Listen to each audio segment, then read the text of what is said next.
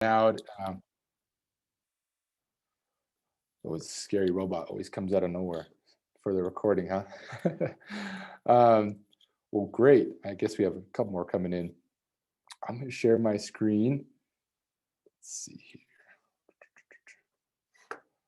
Okay. PJ, it's great to have you join. Let's see.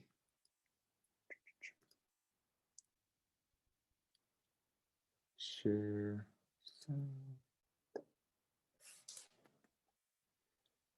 Sorry, everybody. This is lagging on my end here.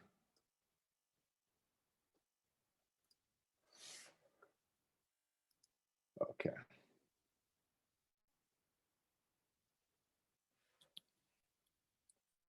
So is everyone seeing? Give me a thumbs up. You see how Moreno Valley, is that right? Awesome, awesome. We'll kind of kick it off here. So, and I'm not gonna be able to see chat every time. So if Sarah, Sam, you want to cut me off, or anybody, you want to cut off and ask a question, feel free to do so. But let's get into this. So super excited to have the Moreno Valley team here. I'll be introducing them in a second. My name is Jerem Sessions. I work with Skillstruck, helping schools expand their computer science pathways or start from scratch, give them the tools to have their teachers be confident and make it equitable for all students. You know, at Skillstruck, our mission statement is inspiring creators, grow problem solvers, and strengthen communities. And so it's been a joy to do this work and specifically work with the Moreno Valley team. And so I'll introduce here who we have on the call. We have Chris Lorenz from Valley View High School and Donna Woods from Canyon Springs. We should have Becky Baez joining us. Unfortunately, the whole Moreno Valley Unified School District internet went out not too long ago. So Donna, she had to rush home. Chris is fighting for his life, maybe on a hot spot now. And so hopefully Becky can hop on here soon. Let me know if she does. I can't see it. But very, very happy to have our friends here on and share their experiences. They all come from different backgrounds. They're doing different things in their classes and different grades. And so, yeah, should be awesome. Don and Chris, thanks for joining. Thank you for having us. Exciting to be here with everyone. Thank you very much. It's my feelings exactly. Excited to share. You can't tell, Chris is a huge Disney fan. He's planning his trip to Disneyland, Florida, so he's got the castle to represent, making us all jealous for sure. So we'll go on here.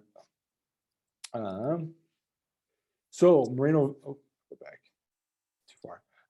Moreno Valley, their mission statement, their vision statement is provide an equitable education for all students to be prepared for college and/or a viable career path for a successful life, right? So I want to kind of have this in mind as we go through. And Donna, I kind of want to direct this question at you. What does equity mean to you, and why is it important enough to be included in your district's mission statement? No, it's a great question. And again, we're so glad everyone's here. When a lot of us in education, of course, if equity has been the big, key word that is tossed around often. And a lot of times that's only the focus on maybe social, economic, or cultural equity. And all those things are encompassing it. But what's really critically important, it's equity of opportunities. And so a lot of times when you have different school districts or different cities, and the school districts within those cities may not be given the same opportunities for their students in education as in other states or even other counties across the state. Like compare Silicon Valley to say Moreno Valley or San Bernardino, Riverside County or San Bernardino. Initially, they wouldn't think, even though we're the two largest counties here, San Bernardino being number one and Riverside County being number two, you'd think that then they would look to these students and the growth and the number of population of these students to provide equitable access to computer science or to cybersecurity and to programming. But initially they only would go to the higher end, right? Those with a lot of dollars. So what it means is providing equitable access to students in all parts of their education, whether it's to the technology components, to programming, it's giving them equal opportunities. It's not the student's fault that they may be in a certain economic group, right? Or from a single parent home, or whatever other category that they may be placed in on state measurements, let's put it that way, right? And yet that's how funding is sometimes often determined. And so we wanted to make sure that equity is talking about providing equitable opportunities to students to have equal access, because when you give it to the students, they thrive. And we've seen that. We've seen that across our district big time. Awesome, awesome. Thank you for that insight. And I think it's great to be included. I think it's great that that statement is included in your mission statement. It means a lot for your district, I imagine. So, and talking about Moreno Valley, throwing up some of the demographic data here, we see a huge percentage of your district is Latinx. Also, a big percentage is English language learners, and they're a huge part of that when we talk about equity, making sure that they have equal access and those opportunities are there for them. And again, not making sure every single one of them becomes a coder or a software engineer or anything like that, but allows them the opportunity to get exposed to that, right, and have that door open for them. So I'll ask this one more question for Donna. In what ways does computer science, or for you as a cyber academic pathway coach and leader, how does that help reach your district's mission or goal to reach all your students? So it's incredibly important. Again, we notice through all our data, and if you look at management information systems or data systems, and you look at school report cards across any district, you can see that when you look at different demographics of students, oftentimes they're lacking in both English and mathematics. And so when you bring in the computer science, it really bolsters and helps in mathematical foundational principles, because sometimes when students may not be able to connect the dots, let's say for mathematics in traditional mathematics classes, but you introduce computer science and programming and languages, it sets off another part of their brain that they can connect to. Then it makes math come to life, right? Then they can start connecting the dots. And when they see where computer science then reaches every aspect of their life.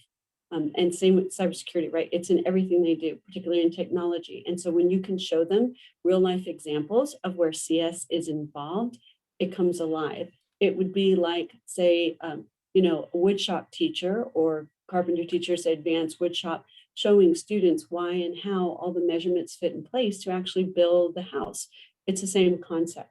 So when students get the computer science, and this is why our district started making the big push for STEM and CS, is to one, reach the English language learners, reach students in all that ethnic breakdown that you saw, are varied ethnicities that usually don't, again, get those opportunities or aren't pushed in those directions towards computer science or engineering and math and STEM fields.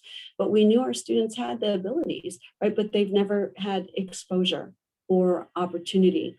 And so that's why computer science became a real important foundational push for our district from elementary all the way through, to start giving them exposure, even beyond like the traditional day of code or hour of code. Nothing wrong with that. That was a great introduction. And then when we saw how much the students loved that, we knew we had to go deeper. Appreciate that. Chris, anything you'd like to add on to that?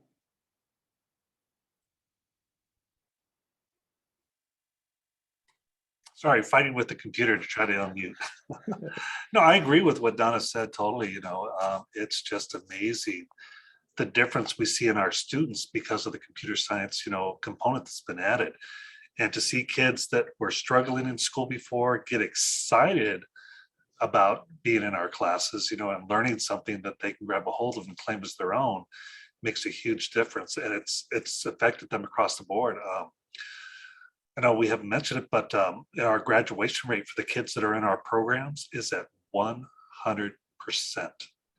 All our students who go through our program, and grateful to SkillsTruck for giving us another tool to use to help with them. And it's an awesome, amazing tool. Our kids are graduating, and they're not just graduating, they're actually now have a plan to go either into computer science, cybersecurity, or any other field. And for those who aren't going into those fields, they're still going to college to pursue other, careers and avenues for themselves. So it's amazing what it's done. That's huge. We got to plaster that all on like social media, Twitter. That is massive for your guys' pathway. Great work. Awesome. Kind of touching on that, the change. And I know your district's kind of been ahead of the curve as far as implementing CS or cyber early on. What we noticed, back in the 1980s, we have manufacturing, building, mechanical work, cashier position. Those are the jobs that people were going into. And quickly we can kind of just name what are the top paying jobs with the most availability right now. Now there's a lot of high paying jobs out there.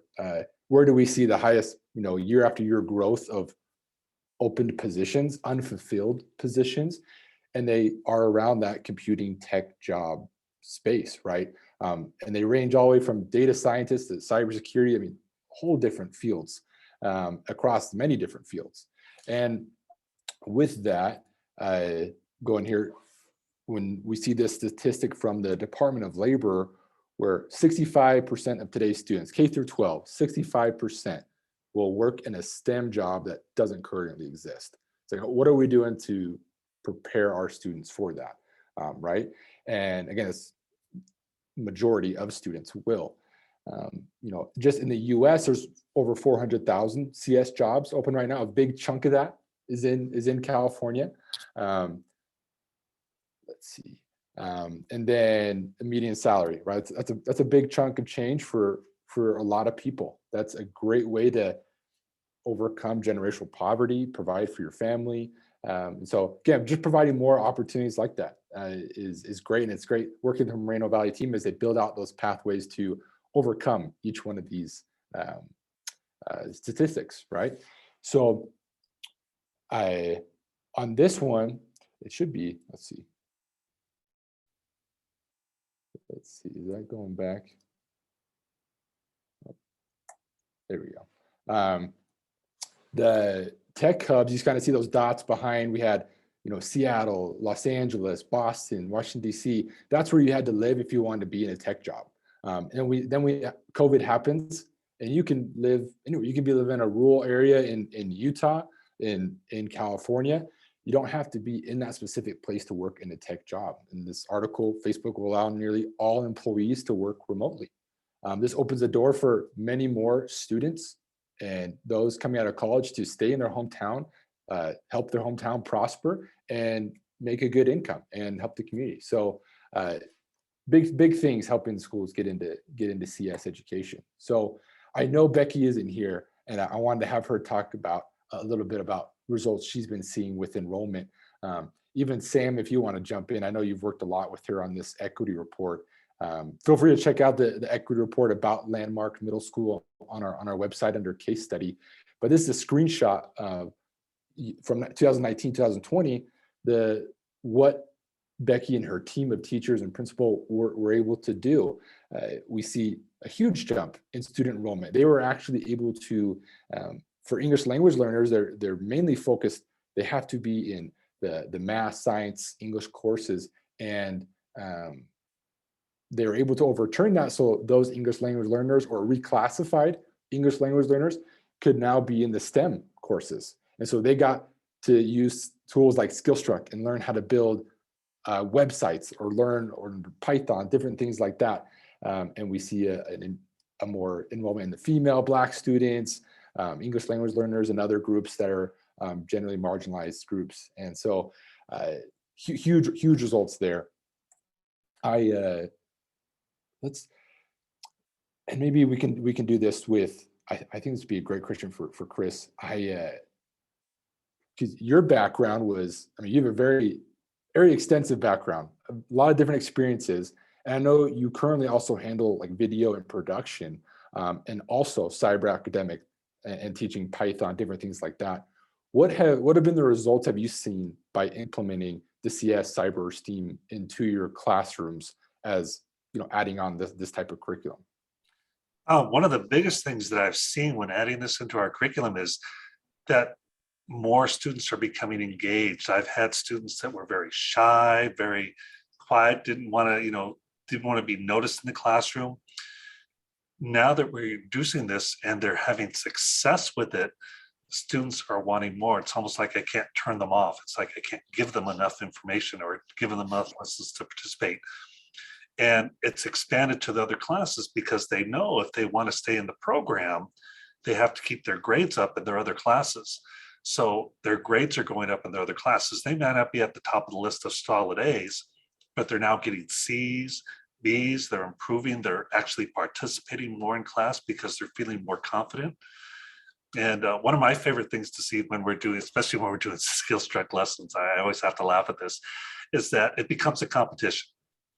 We go through the lesson and then we get to the challenges, and it's a race to see who can get the right answer first. And they're not negatively talking to each other, but they're kind of taunting one another. Like, I got here first. What did you get? What did you get?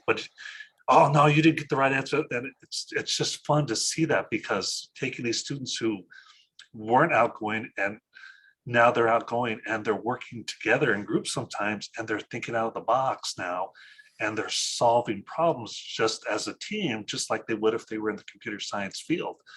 So to see that happening, to see that build just naturally without me, telling them they have to go this way, it's really neat. So the grades, the classroom participation in their other classes, and just that camaraderie of, just this little side effect that came about by accident, but it's really neat to see when kids get excited and they get that success for the first time and they go, I got it. And it's just to see that light go on has been really neat. And that's for some of our kids that are in special ed students. I have a lot of resource specialist kids in there. I have several EL students, and when they get it, you can see their faces change. And that's what's been really exciting and helping them expand. Way cool. Way cool. That's awesome. And I think it's similar with you as well, Donna. Would you agree with that? Oh, I'm sitting here smiling ear to ear. I totally agree with Chris. It's so exciting. When he mentioned like our special ed students or our EL, this just happened yesterday in my class. It was so exciting. I have a student who is autistic, and he's been in special ed the whole time, but he's been in our pathway. He was solving challenges, really difficult challenges. We were in the Python math, and we'd finished up concatenation. We were in Python math. He got to the challenges. He was knocking all of them out. And then you have honor students like, how did you do that? So yes, all of a sudden, his value, his sense of it, is like, here, here, here. And he's empowered by what he's able to share. And they were all applauding him like, wow, Bobby, how did you get this? This is great. And he's then taking his knowledge and able to teach others. He's no longer classified as I'm special needs or I'm separate. No, I'm able to get this, and I was able to master it. And now I may be even showing an honor student or an AP student who, and of course, just their self-confidence, like Chris said, goes up incredibly. They get choice, they get, autonomy. We love the challenges there because we don't dictate which challenges they start with first.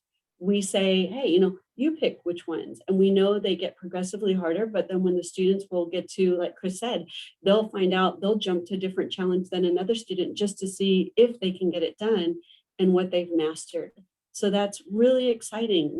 The results have been incredible, and that spreads like wildfire, right? The students are your best marketing tools. They start sharing how much they love the class.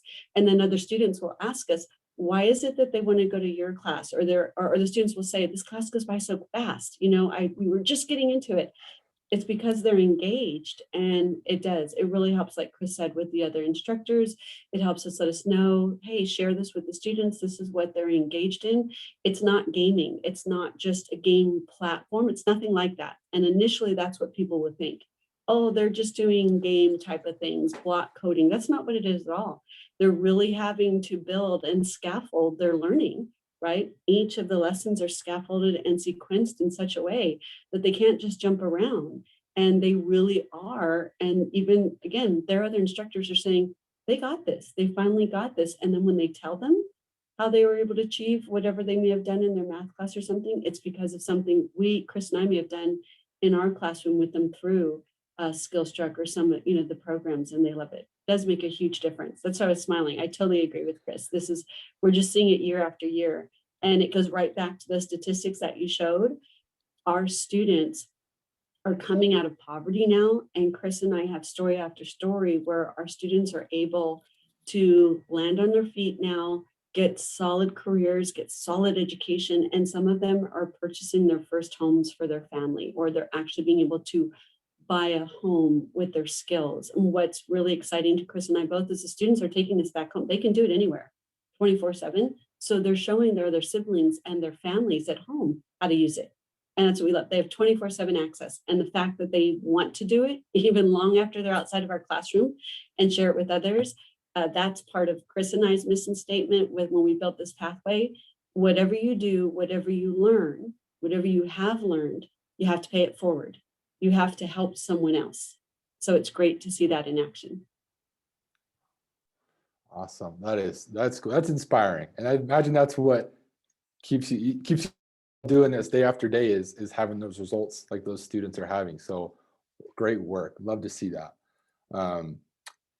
This is a video. It's kind of choppy if I do it on a screen recording. So definitely check this out in the case study or on the student testimonial page on that website. But I want to mention Julian real quick, and I wish Becky was here as well to mention. This is one of her students. He's in his 3rd year in her class. He's every year he keeps coming back to the next level. He is a reclassified English language learner. His family comes from a farming community. That's what he sees for himself or saw for himself. And in this video, he is talking about, oh, thanks Sam for posting the video in there. Check it out. And he is such a goofy, funny, happy kid. I'd love to hang around him more. He's so funny. He talks about how programming is all around him, and he really likes it because he's been creative. He holds up his phone that has a game on it, and he's like, hey, this is programming, this is coding. I'm going to make the big time money, right? We love to see that enthusiasm and changing that perspective for kids and give them a different paradigm shift, right? So definitely check out Julian's story, very truly inspiring. And a huge shout out to Becky Bias for the effort she puts into her classes and her students and their students' families. It is amazing. So thank you for that. And this was going to be, I want to have this for Becky, as how you reclassify students, like their CS classes, and what impact will that have on their lives. I briefly mentioned, right, a little bit about Julian, right, and what's happening with his situation. So I think we can move on to the next one unless Don or Chris has anything to add on that one. Cool. Okay. And this one we've talked about a little bit, but have you seen any overarching effects extending into non-CS classes, right? And you've talked about their grades and other things. One thing that we've done within Moreno Valley is we're in all of the middle schools, right? 6 middle schools and 2 of the high schools. We're doing site licenses, so everybody gets access, right?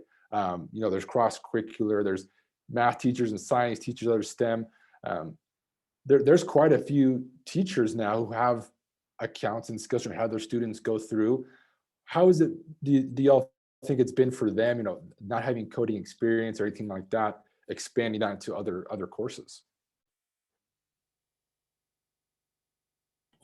Chris, I didn't know if you wanted to go first on this one. So, I'll go ahead. I'll go after you. Okay, thanks.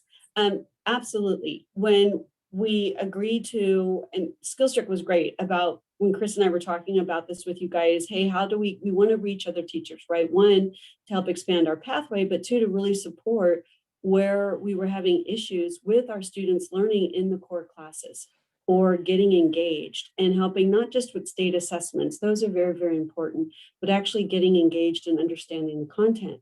So we thought, how can that work? And we love that you guys came to the table and planned with us, and we're willing to train other teachers. The great feedback we got from these teachers who were non-cyber, non-computer science, non-tech teachers were that they loved that the plans and the lessons were so carefully laid out.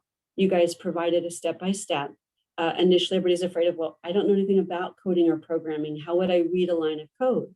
Well, the way it's developed in the program here in the platform is great. It's graded and coded for you. Not only that, you guys offered incredible support.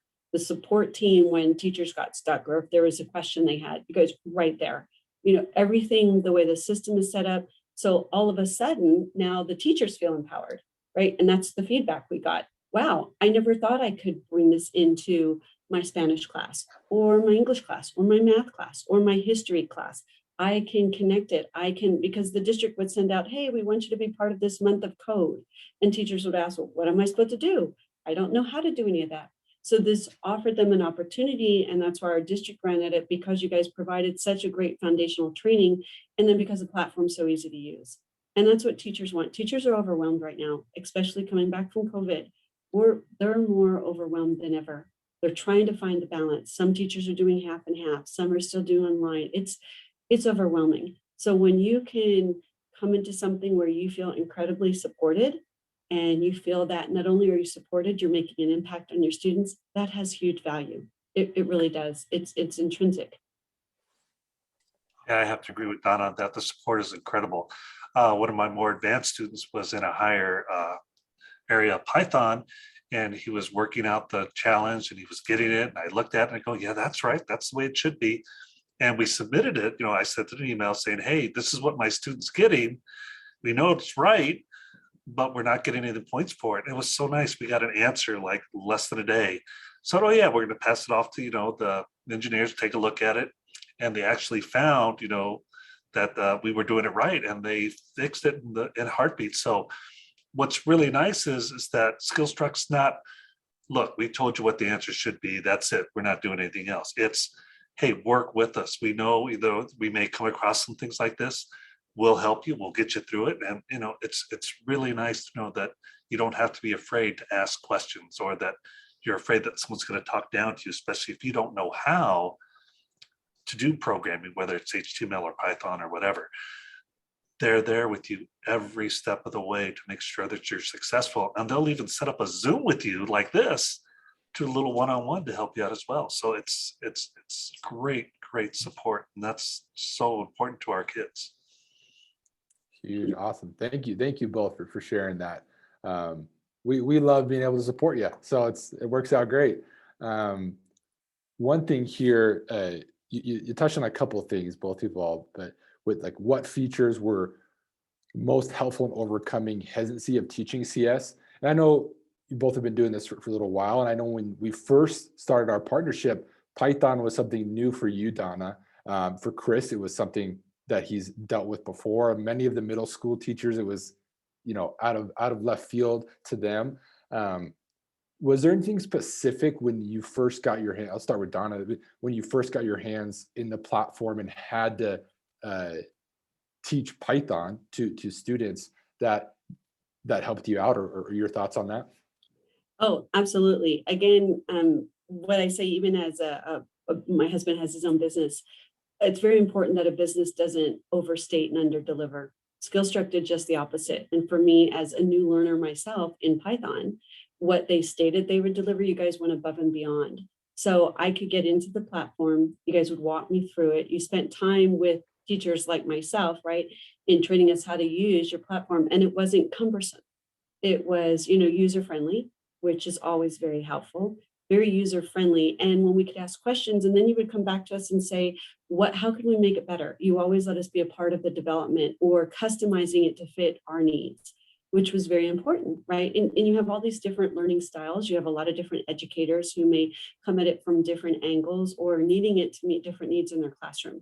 So that's what was very helpful. I knew it was something we had to do because Python's in everything, because AI is everywhere now, right? IoT, the Internet of Things. So it was very much the direction our whole cyber pathway needed to go. And we knew from our advisory team members, as they were telling us, hey, you need Python, your students need Python programming. It's, got to get industry certifications in this. And we're like, okay, how do we bring this in?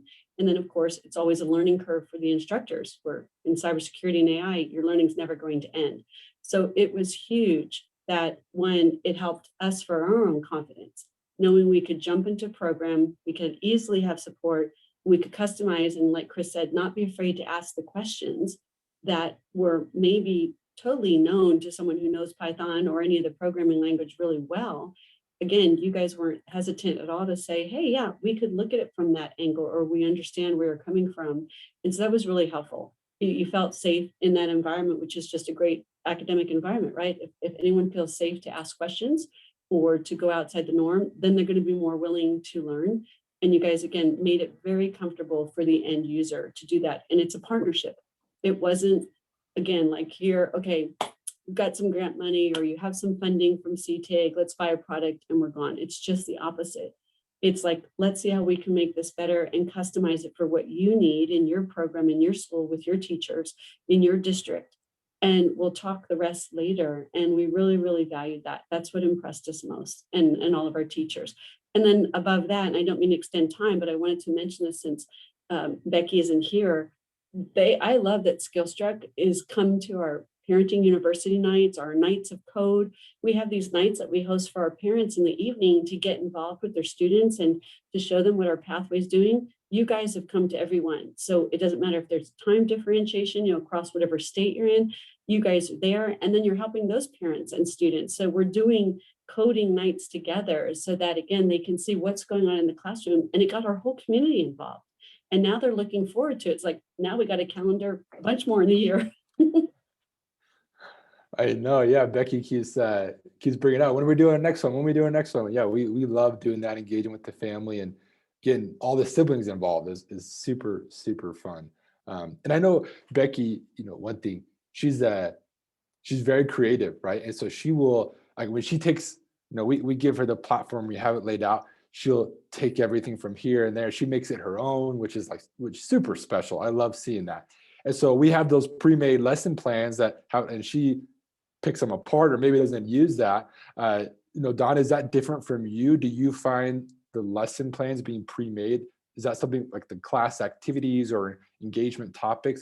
Is that something you use quite a bit within your Python? Oh, absolutely. The videos and stuff are lifelines. You can ask any of our teachers that this is brand new to them.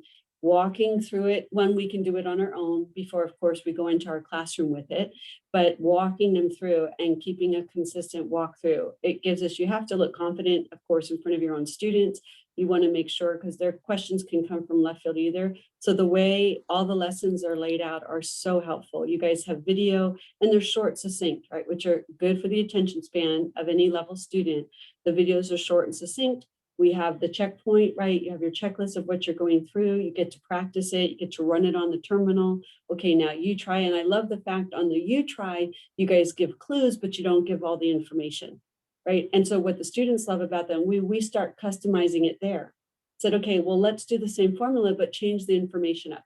What can we do? And that's where they get to personalize a lot of it. And then that's when we go on to the challenges. So absolutely. Darren, that's incredible. Those features are helpful because you have it laid out so consistently that a total novice can come in and feel very confident with it. Great. And I know, Chris, this question probably doesn't work for you. There's probably no hesitancy for you to put in Python, right? Because your experience with that. But anything you'd like to add as far as what might have helped you out when you first got started there?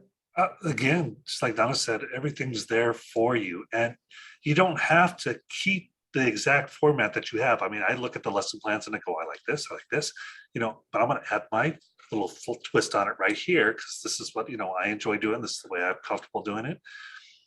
And something I always tell all first-time cyber teachers, they're really worried. They haven't had the exposure. Okay, the way Skillstruck's set up, you don't have to be an expert on everything about Python. You just got to be the expert on the section that you're teaching.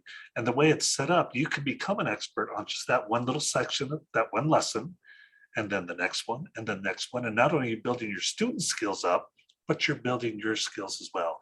I mean, to me, it's fun because I think of it as a game, to help the kids learn because they love games.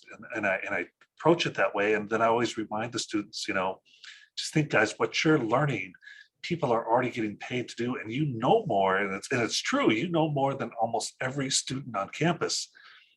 And as a teacher now, more than a lot of other teachers on campus from what you're learning. And that feels good because that's like, wow, I got a skill here. I'm learning a skill that's very valuable, not only to my students, but to myself as well. Awesome. There's only one negative drawback, and I'll make this quick. And it's kind of funny because Chris just made me think of it. The only drawback, and I know Skillstruck lets us set it up where we can block students from going forward, but Chris and I are like, yeah, we want them to run with it. And that was the only downside the very first year I started, that some students would get 5, 6, 7 lessons out, and then they'd ask me a question. I'm like, oh, I'm not there yet. So we had to learn to start. Oh, wait.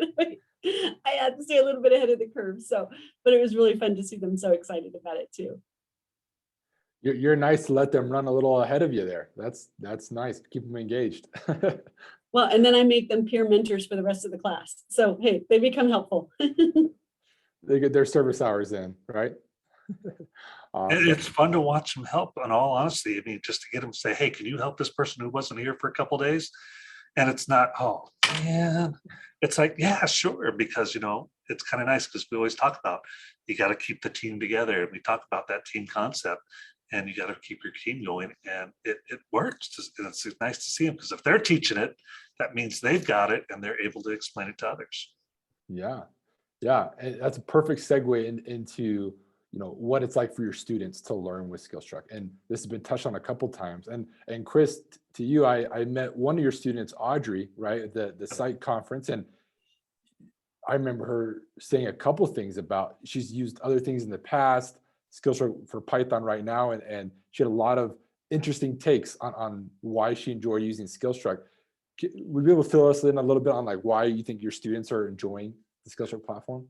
I think they're enjoying it because, again, the way it's laid out, it helps guide them through. And as an instructor, it's nice for me to kind of give them examples of like, this is why we're using, SkillStruck. This is why we're learning this specific lesson. And I'm giving them examples, and they get excited. And I show them, look, this is where you're going down your path if you want to stay in this field. And you also met Michaela, I believe, as well. Yeah. Both of them have said, they have tried other things. They hated block coding. They wanted nothing to do with it, but at the time, that's all they could get into. And now that they're jumping into Python this way with SkillStruck, it is really just these are the two students I can't give enough to. And it's like, okay, wait up, guys, I got to catch up with you. What lesson you're on? Let me see what you're doing. Okay, now I can help you again. And for them, they see this as a perfect segue for them to get into college, because Michaela is actually going into the Air Force Academy, and it's due to SkillStruck and learning all this, because when she first came to me was last year, and she had no idea what cyber was all about. She just took it because it sounded fun. It was with a computer, and she figured, okay, what the heck? Now she's really amazing at what she's doing. She's the leader for Cyber Patriot team.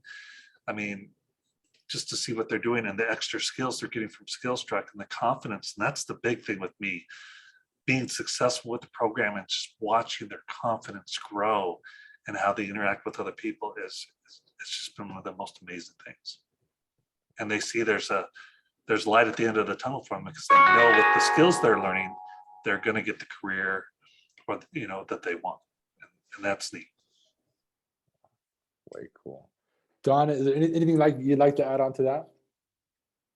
And just real quick, again, agreeing with Chris, there's nothing more rewarding for Chris and I or any of our teachers to see a student come into our program that has no direction or even no hope of going to college, to all of a sudden get very excited and want to develop a plan with us because of the tools and the opportunities, going back to that equity, right? That we were able to fortunately work with partners like SkillStruck and provide them. Chris and I tear up all the time, and story after story of our students who their lives have been turned around. They have a vision, they have a hope, they have a plan. Their future looked very bleak, right? It was just, I'm going to follow this or that pathway, or this is the statistic I'm told I'm going to become.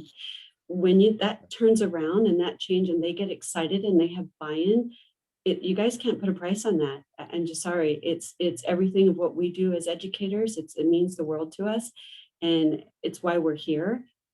And that's, as I said, this is what makes Chris and I and our whole team, what drives us. And when we've seen life after life after life changed, we're not saying that flippantly.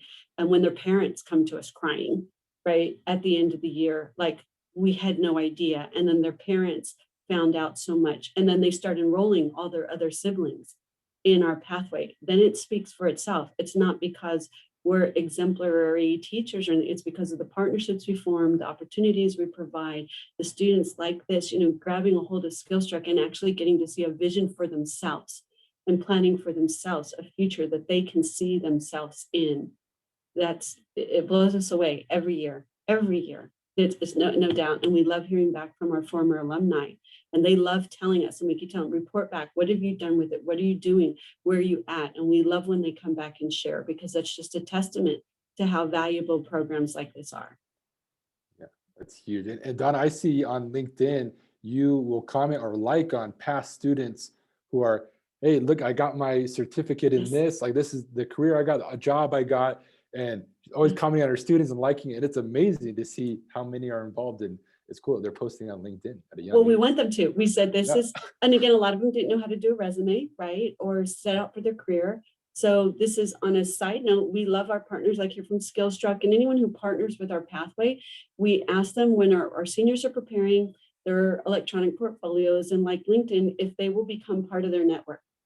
And we tell our students it's important who you have on your network. This isn't Instagram, this isn't Facebook, it isn't social media, it is your professional, right, platform and network of what you're going to share of your best works in your career. And we want them to have the feedback of the people they got to meet, like from Skillstruck, when they've participated in Nights of Code and whatever they may have done with you collaboratively on a professional level, that when we see their growth beyond and after graduation from high school, and into college in their career, that they can absolutely see that, look, and this is what I'm doing with it. And you get to see that. Of course, we want to applaud that and encourage it, because that becomes a testament to the students we currently have in our program. Huge, huge. And you mentioned that the equity piece again. I want to bring that full circle. So our last question that I'll ask before we go to Q&A. So if you have questions, those on the call, it's going to be your time up here soon. With that equity in mind, with your mission statement in mind, do you believe that your partnership with Skillstruck is helping you achieve your district's mission statement? Chris? Oh my goodness, yes, and then some. Now, just because they're in our program and they are doing Skillstruck doesn't mean all of our kids are going to go into the cyber area or computer science, but it's giving them that step and those skills they're going to need to participate in college or any other program. So for me, the partnership is amazing because, again, it's preparing our kids to either go to college or to a career and transition from out of high school. So for kids that normally would have not gone, like Donna has many of them too, would have never gone. There's kids that I thought would never go into cyber after taking my class are now in the program, and they're emailing me saying, hey, this is what we learned. Can I give you some, tips on tricks and some other things? And it's really nice to have that come back and hear them get excited. So yeah, the partnership is great because, again, you're building skills to help these kids get the confidence and the skills they need to be successful in whatever career they go into or whatever program they go into, get a better education. Awesome. Thank you. Thank you. Donna? Yeah, I think absolutely. The evidence speaks for itself. And because of all these things we've discussed, it's why our superintendent got so excited about it. Our director of our STEM education in our district got excited about it. And ultimately, the State Department of Education and CTE, Earl Hall, because they're seeing the evidence. And that's always key, right? You can make a lot of investments in different places, and all the educators on this call can tell you, districts make a lot of investments in different programs, and some are very worthwhile and fruitful, and others are not. And that's where educators then get frustrated, right? It's like, oh, wait, we started this program for 2 years. Now we're on to something else, or now we're on to something else. For all the efforts that we put into something, we want to make sure we're achieving the goals and the benchmarks that we have within our mission statement, within our vision, and ultimately on those statements, actually making an impact in students' lives. And so the evidence speaks for itself. And with beyond a doubt, the partnership is one that we keep. As I said, we love the evidence. We love that. We can't say this, about district. And again, educators can attest to this, about all the partners that may come in and out of your life academically that you might get to work with your school or your district. Some just see funding or grants or whatever as a cash cow. And I'm going to say that very blatantly, but we all know that in school districts and stuff, right? And Chris knows that, and even teaching video production, his equipment's very expensive.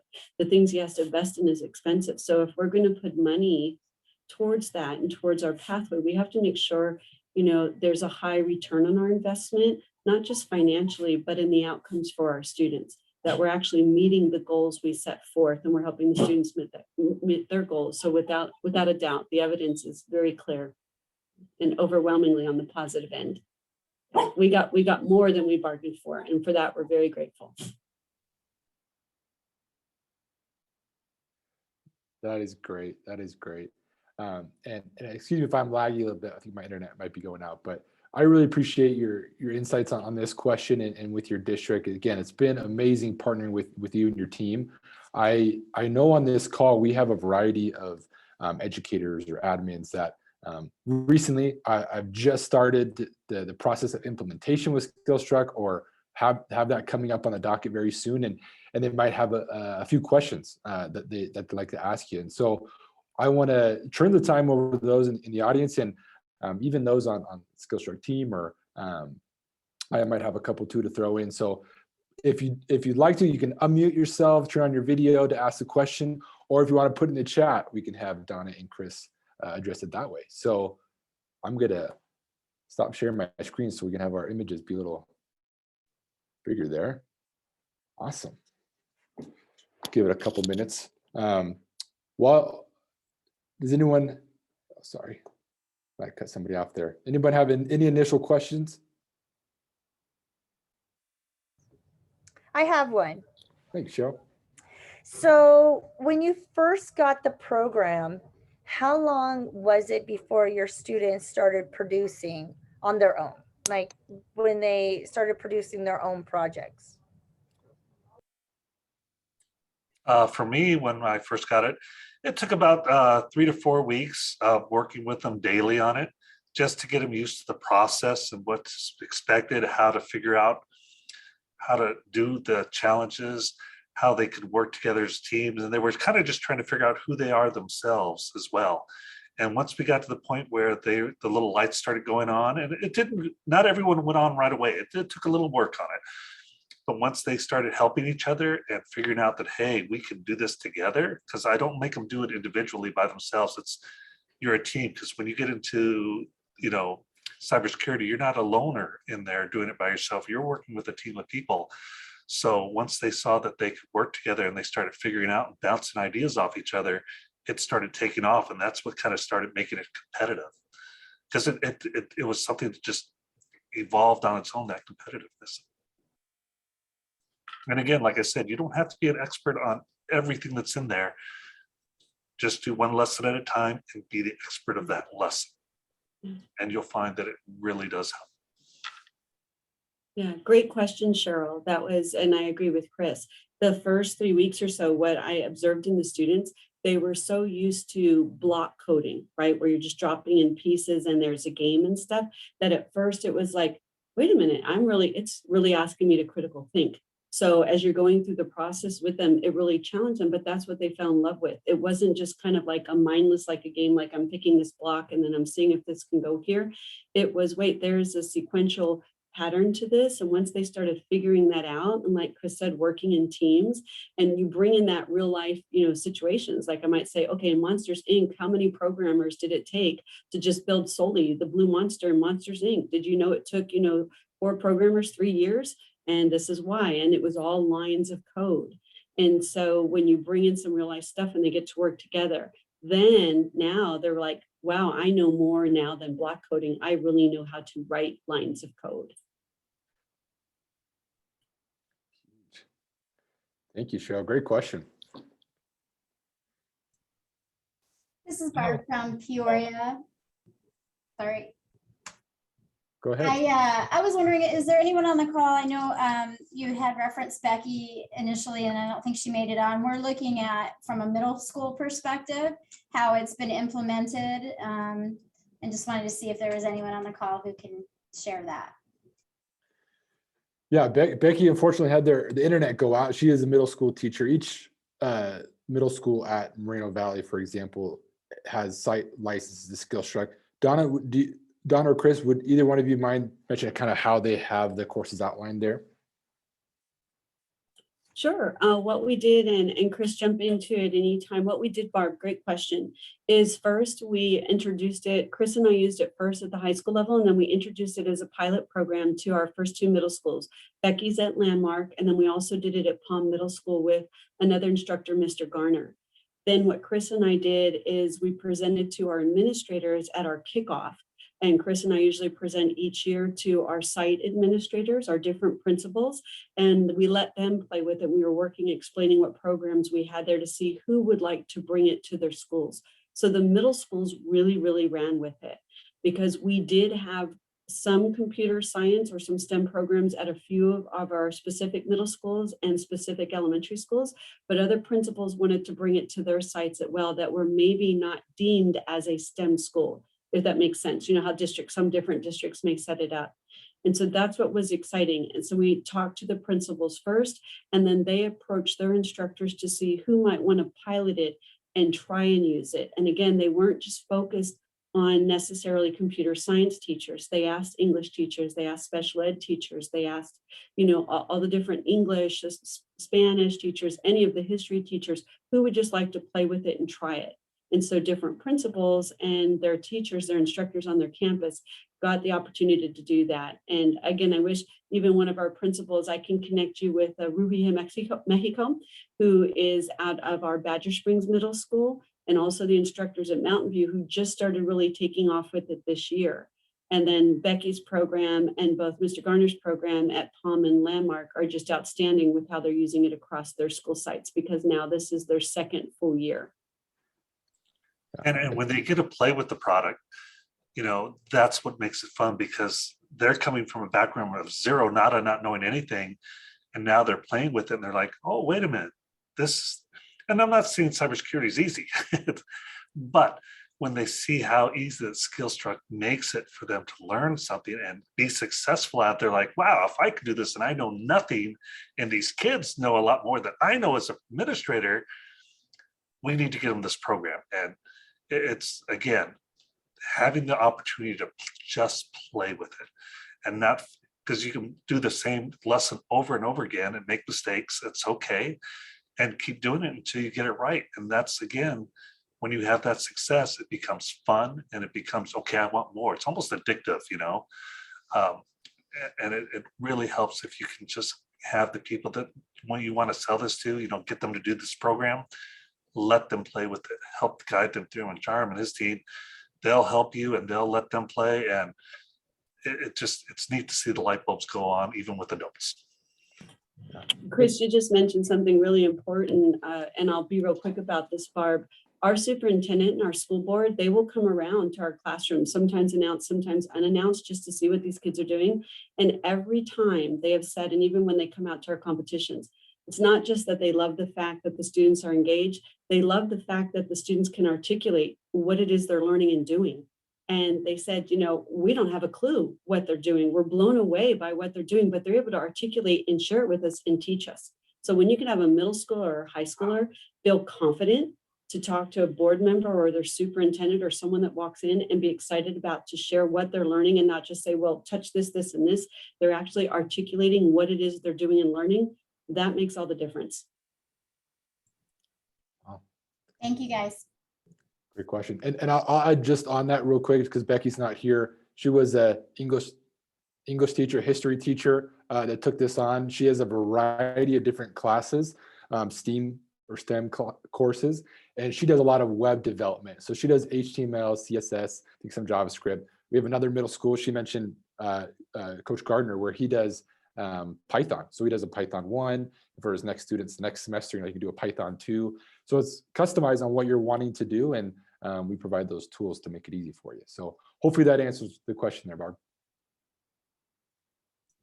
Yeah, thank you. No problem. Jose, did you have a question there? Oh yeah, I did. So with the program, what's the student ratio? Like the teacher, I know it's a teacher, and then how many kids? Like when you guys started up the program, did you guys start with a small amount of kids, or is it like a large group? When we first started, I'm laughing, we actually didn't start as a class. We started as a club. And each one of us, I believe we had 20, 25 kids each. And we started small, and we've developed it over time. With SkillStruck, now that we're using this all the time now, every student has access to it. Depending on the year and my availability to recruit, I can have anywhere between 20 to 36 kids per class. And to answer that, Jose, that's kind of two-part for us, because we started our cyber STEM or our cyber pathway program as an after-school club, like Chris mentioned. But when we started with SkillStruck, we already had our pathway developed. So as Chris said, all of our students had access to it. But what we loved is that our entire campus had access to it. So any teacher that wanted to grab it, so it was not delayed, we never had any of those issues. So at any one time, we could have 10 classes on it on our campus and maybe 30 classes on it in our school district at any given time. And like I said, it's 24/7. They all had access and it ran great. So now that we have over 700 students in just our pathway between our middle schools and high schools, that's not including all the other students that are using it in their various classes. So right now we're running SkillStruck at 8 different campuses in our district, and to all the students on that campus have access. So for our middle schools, you're talking 1,800 students, and our high school, 2,500 to 2,800. So depending on which teachers may want to pick it up, that's students, the amount of students that would have access to it. So that would so what did you guys start off with? Did you guys start off with like iPads or regular PCs, Chromebooks? I don't know what It runs on Chromebooks. It runs on whatever you have. That's what's so cool. Okay. That is what's so nice, because especially when we hit the COVID year, right? So many of the programs Chris and I had to use specifically for cybersecurity were just like, oh no, they're way too big, way too heavy to even Chromebook to manage. And yet we still have to have really good content for our students during, the pandemic year. So SkillStruck was our lifeline, because it really did work on no matter what the students had, no matter what their bandwidth was at home, it would work. And we were thrilled, as their parents were too. So yeah, great question. Other question, how did you guys introduce it to the parents? Like how did they saw what the kids were doing, or I don't know, they just saw it at home? Well, there was a couple ways. One, the parents saw at home, those who were watching, but Becky was just amazing. She does these coding nights, these computer science nights. She invites all her kids, all her parents, and I've attended a couple, and they're just amazing because there's so many different offerings. And when the parents, like you've heard us say before, when they see this, they're like, wow, they may not understand what their kids are doing, but they know it's pretty amazing. And they sit there and I always tease my kids, because I tell them, when we have guests come, they're going to do this to you. They get this big smile on their face, start nodding their head, and wow, that's really neat. But the kids get excited because, just like Donna said, they're able to articulate what they're doing. It doesn't happen right away. I mean, you got to give them a little time to get going with SkillStruck and getting those skills. But once you see that confidence building, they're able to articulate to anybody what they're doing and why, more importantly to me, why they're doing it. And Jose, to touch on that, we all on this call, we have Margie Stahl, who is one of our amazing customer success managers. And they actually have built out, Margie, correct me on the terminology, but it's like a marketing kind of package that we built out that you can send to all the parents to introduce SkillStruck and what the kids are going to be learning, what they need to know, how they can get involved. And so that's how we provide to your school, your district, that you can send out to everybody. So then it looks really nice. Oh, absolutely. And we send you a lot of information when you get started, but that's definitely one of the things we include, because we do want families to be involved. We want the students to be actively engaged. And what better way than to let everyone know what's going on? Great questions, Jose. Anything else we can help you with? Oh, thank you. That answered them. Great. Awesome. And you're at Del Vallejo, right? Is that right? Yes, I'm at Double Awesome. yes. Awesome. You guys are implementing soon, so exciting stuff. Make sure you let us know if you have any more questions. But Sure. I know we're at the end of the time here. We've kind of even gone over, and I really appreciate everybody's willingness to jump on and learn from the Moreno Valley team. And huge shout out, huge round of applause to the Moreno Valley team for sharing with us their experiences and what their students are doing. This is huge. Again, I want to reiterate, check out the case study on our website, see the other the things that students are doing, and from their words, from the students' mouths, right? Their videos, super exciting stuff.